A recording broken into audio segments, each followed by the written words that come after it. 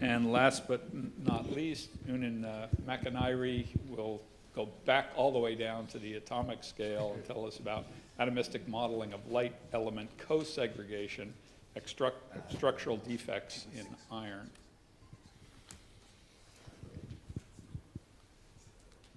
Okay, thank you very much, Bill, and thank you, the organizers, for giving me the opportunity to talk about this work this afternoon, and thank all of you for having the patience to stay along. It's been a long day. I'm going to talk about something completely different from what was talked about last, was on finite element modeling. This is definitely atomistic modeling. This is work that's been done with my collaborators, Tillman Hickel. Whoops, we've gone too far. A little bit. There we go. Yeah, with my collaborators Tillman Hickel in the group of Jörg Neugebauer, that's the Department of Computational Material Design at the Max Planck Institute for Eisenforschung, Iron Research in Düsseldorf.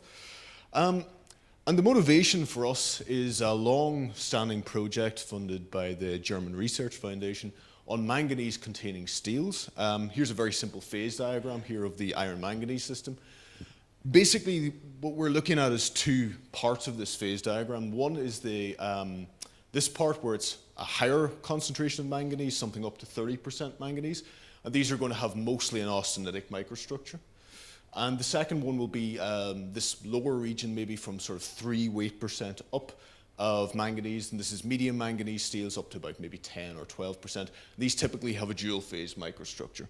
And in the context of this talk, I'm going to talk about the dual phase microstructure, and even more predominantly, it will be ferritic microstructure. And we have a lot of questions, not just related to hydrogen embrittlement, but also to do with the improving the high strength and ductility of these structures, and how we can use these in real applications.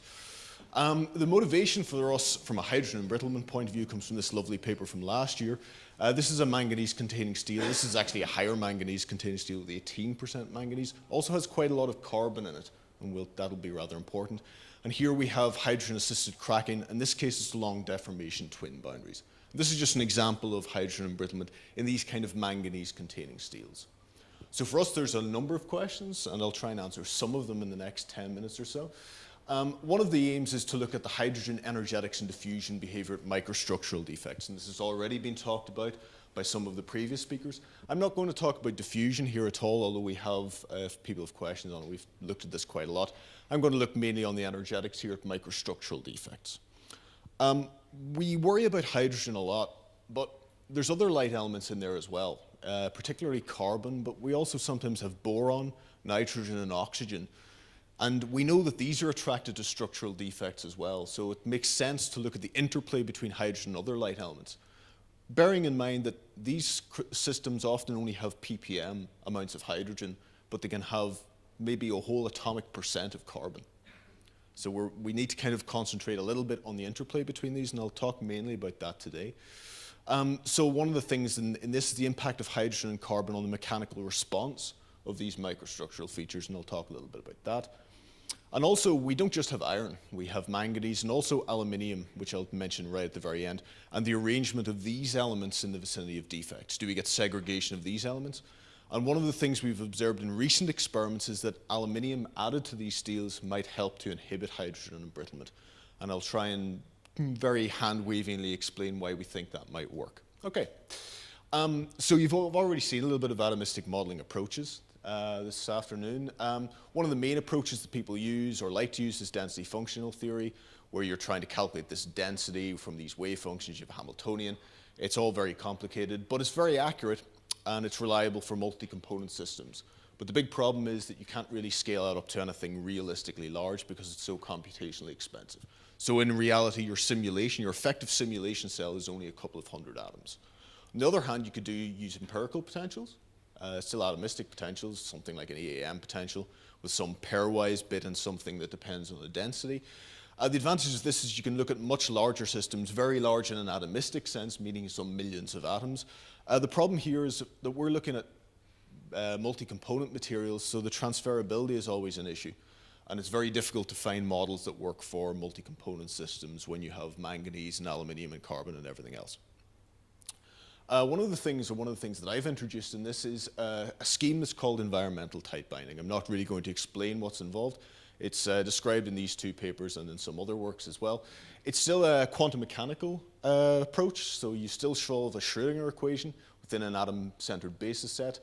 The advantage for us is that you have the chemical, magnetic, and charge transfer effects that are really important with these materials, and they have local environmental contributions. This was something I introduced, which improves the description of surfaces and interfaces. And for these materials, this is kind of critical. And what you basically have to do is you have to calculate all the terms in this equation and then solve it, and you get energies and forces, just like any other atomistic modeling approach. What you have in the end up is a fully quantum mechanical simulation with something of the order of thousands of atoms. So that's sufficient to look at the fairly simple grain boundaries and individual dislocations, but not to look at very complicated structures like some others can look at with the AM modeling. A very quick example of what we can do with that. This is a recent work led by Klaus Hutter, my colleague in Jülich, that was recently published in Metals, and we just looked at something very simple, just quadrupole screw dislocation in alpha iron. This is a sort of typical thing. We want to look at what hydrogen did, and we calculated this. This is a whole set of points, basically a whole bunch of different sites in the vicinity of this dislocation core that you can have. There's some that are very close. These inner region points, these red ones are very close to the core, and these ones are a little bit further out, the green ones, the almost invisible ones. And then these are some of the outer region. And what we basically tried to do was then sort of smear this out. And the aim of this paper was actually to implement all of this within a multi-physics scheme. So you take something that's individual points and try and homogenize that so that you can implement it into something that's a little bit larger scale. So in this case, what we've applied it to for the purposes of today's talk, we looked at a whole bunch of grain boundaries in iron and to see what hydrogen does, and also I'll show what carbon does. So we looked at 7 in total in this work. We looked at 2 families. This is a set of 110 twist grain boundaries in alpha iron. Very simple grain boundaries going from a sigma 3, sigma 9, 11, and 17. These are just different angles of twist. So they're all of the same family. They are low energy grain boundaries in BCC iron, but they are of some interest because they appear in martensitic structures. Probably a more familiar type of structure would be something like tilt boundaries. These are a family of 1NN tilt boundaries in alpha iron. These are denoted here, the 3 that I've shown, 9, 13, and 17, within a CSL formulation. These all basically are different tilt angles, effectively. They form another family of boundaries. Whoops, there was meant to be another thing here. The one thing that I want to point out here is that the thing that these 3 grain boundaries and all grain boundaries of this class have in common is they all have this little void here, which has edge dislocation character, and this was mentioned a little bit earlier on. This is a very important feature of these types of grain boundaries, and they're all present to a lesser or greater extent. So what we've done is we've taken all of these grain boundaries and looked to see what both hydrogen and carbon do in terms of their segregation to these grain boundaries. So here we just have a schematic. We calculate this energy of segregation, which is the grain boundary with the defect, minus the energy of the grain boundary without any defects, and there's a chemical potential for the defect within inside the bulk. This is for consistency. And the negative sign here means that a positive value of segregation means that there's a tendency to segregation. So in the case of hydrogen, we have the segregation energy in electron volts. And you can see for the twist boundaries that this actually increases with increasing sigma values. So the change of the angle of twist, this increases and goes to rather large values, 0.9 eV. This is something like 90 kilojoules per mole. In the case of the tilt grain boundaries, this is much lower values, something like 0.3 or sort of 30 kilojoules per mole, and it doesn't really vary much. It doesn't really depend very much on tilt angle. The interesting thing here is that these grain boundaries have very specific sites that are favorable for hydrogen. In the case of these sites, there are particular structural motifs, 5-fold coordinated motifs that are the most favorable sites for hydrogen. Here, it is the area of the void that is the most favorable. We've done the same thing for carbon. Here in case of the sigma 3, the segregation tendency is fairly small. Again, we have this increase in the segregation energy, the segregation tendency with changing sigma, with increasing sigma. But we also have for these tilt boundaries a much larger segregation energy. The difference here is this is 2 volts. This is very large segregation energy for these tilt boundaries. Again, there's no real dependence on the angle. But what's more interesting is what happens when you put elements together. So things get a little bit more complicated then when you look at the co-segregation of hydrogen and carbon. What happens when I put 2 hydrogens there? What happens if I put carbon and hydrogen? This is basically a schematic again. We have the grain boundary with the 2 elements there, one at the grain boundary, one away, and one the other at the grain boundary and the other away. And this is just the formula for that. This will become important in a second. I'll refer to this in a second. Okay, so in the case of hydrogen-hydrogen interactions, this co-segregation energy is slightly negative for the twist boundaries, but fairly small, very small. The scale here is much smaller than that was before. In the case of the tilt boundaries, you have two different types of site, or two different types of co-segregation site. One where you have one atom here and one atom here, so in this direction, and the other where you go along the edge, so you basically go in and out of the board. So in the case where these two sites are located here, the interaction is repulsive but very small. However, when you have nearest neighbor sites that are into the board and out of the board, this co-segregation energy is negative, so these repel each other. So this means that there's a limitation to how much hydrogen you can actually dissolve at these grain boundaries. In the case of carbon, it's sort of the same effect. For the the twist boundaries, there's basically no real co-segregation energy. It's almost zero. In fact, here it's slightly positive, but that's probably a numerical thing. In the case of the tilts, for sites along here, there is repulsion, but it's relatively small. But the sites along the edge here, the repulsive energy is very large, so something like 1 volt. So that basically means that there's a strong, even though carbon is very strongly likely to segregate to these grain boundaries, there is a strong limitation of how much carbon you'll have there. And then we just have the two together, so one carbon and one hydrogen. Here we notice that actually some of these values are positive, which basically means that they like to be near each other. And actually when you have them along the edge, this is basically where I'm sitting here and then sitting here, and these red ones, or when I have a carbon sitting here and a hydrogen sitting here, there's a slight attraction between these two. But again, the scale here is relatively small. So basically what that means in general is that the hydrogen-hydrogen interactions at these grain boundaries are relatively small. Carbon-carbon interactions are strongly repulsive, but the hydrogen and carbons don't really interact very much with each other.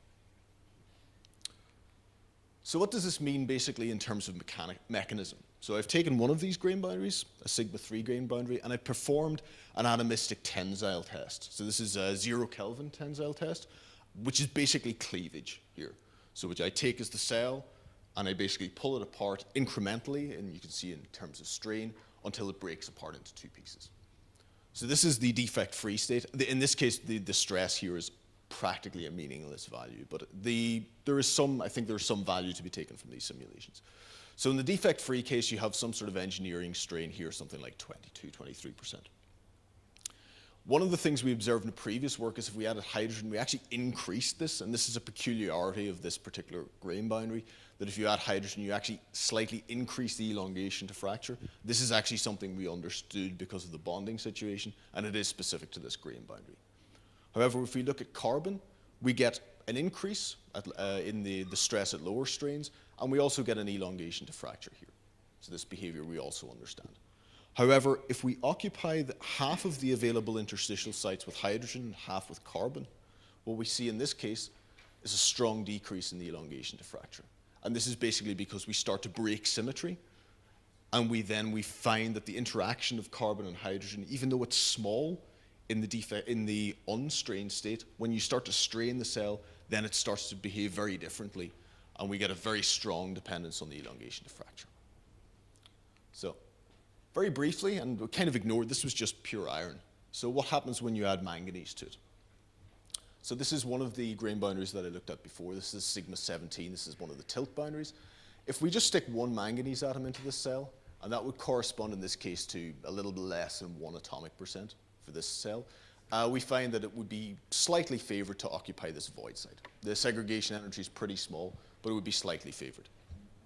What's probably more interesting is that when we take a load of manganese atoms, so here in this case we have a 10 atomic percent, more or less, and what we do is we perform kinetic Monte Carlo, an adaptive kinetic Monte Carlo in this case, at 300 degrees.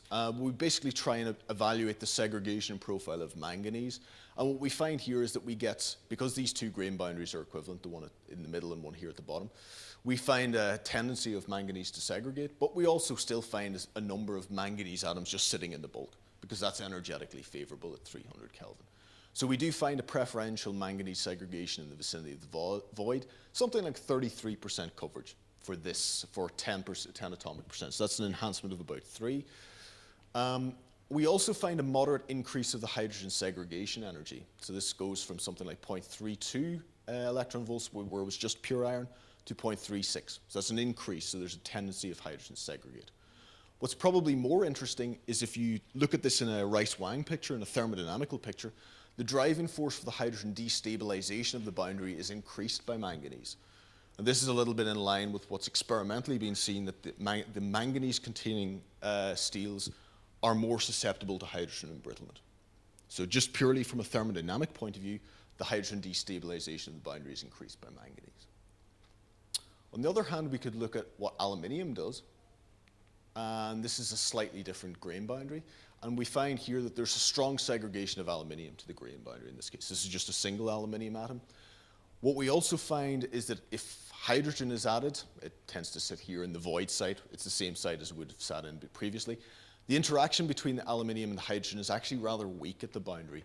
So it doesn't reduce the hydrogen segregation. So this was one hypothesis put forward by the experimentalists, that aluminium sitting at the grain boundary would prevent hydrogen from going there. This does not seem to be the case, at least from these simulations. However, what does happen is that the thermodynamic driving force for hydrogen embrittlement is lowered in the presence of aluminium. So the interaction between aluminium and hydrogen at the free surface is very different from that at the grain boundary. So the thermodynamic driving force seems to be lowered in the presence of aluminium. This may give some indications as to what might happen, what aluminium might actually be doing. Okay, and with that, I get to my conclusions. So what I've looked at, we've looked at co-segregation effects of hydrogen and carbon at grain boundaries in alpha iron. We find that the carbon-carbon interactions are repulsive, where the hydrogen-hydrogen-hydrogen-carbon interactions are small.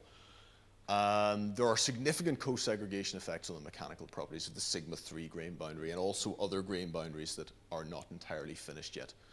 We find a preferential manganese and aluminium segregation to tilt grain boundaries, which may have an influence on hydrogen embrittlement for these materials.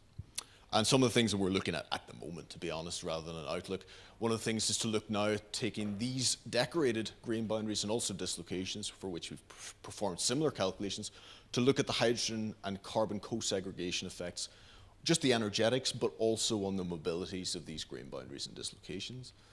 And also to look at this for the higher manganese materials. This is something that's in work by one of my colleagues. And the effects of this manganese aluminium segregation of the mechanical response of structural defects with hydrogen. And with that, I thank you for your attention.